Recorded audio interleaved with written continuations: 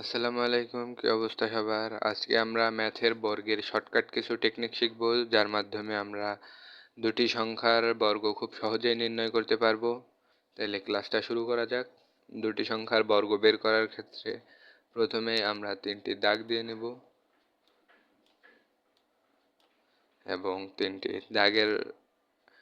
দাগ বসানোর পরে আমরা প্রতিটি সংখ্যার অর্থাৎ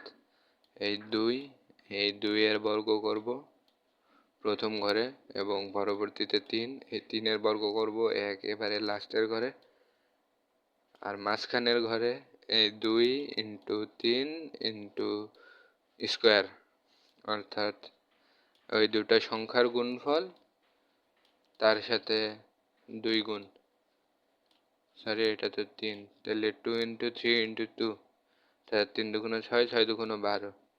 আচ্ছা, একটা মিস্টেক গেছে, আমরা হিসাব করার ক্ষেত্রে অলওয়েজ ডান সাইড থেকে হিসাব করব। তাহলে 3 করলে হয় 9, 9।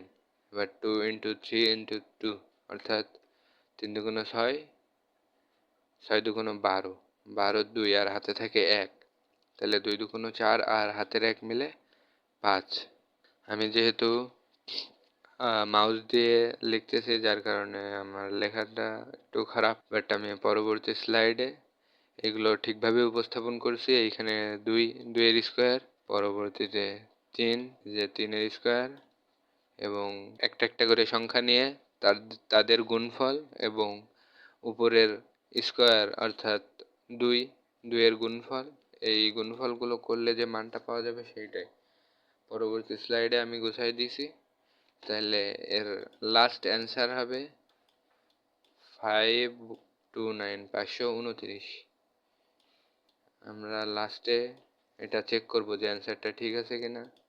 পরবর্তী স্লাইডে যাই, 7-এর ক্ষেত্রেও ঠিক 7-এর স্কোয়ার বসাবো এবং 7 × 2 × এই স্কোয়ার, এই তিনটাই গুণ দিব, দিয়ে এই 2-এর আবার স্কোয়ার করলে যে মানটা পাওয়া যায় 2 × 2 = 4, 4 বসায় দিব, 7 × 2 = 14, 14 × 2 = 28, 28-এর আমরা 28-এর 8 দিব, হাতে থাকে 2, 7 × 7 = 49, আর 2 = 51, 72-এর স্কোয়ার করলে উত্তর হবে 51, 5184। আমরা এখন বিষয়টা চেক করব।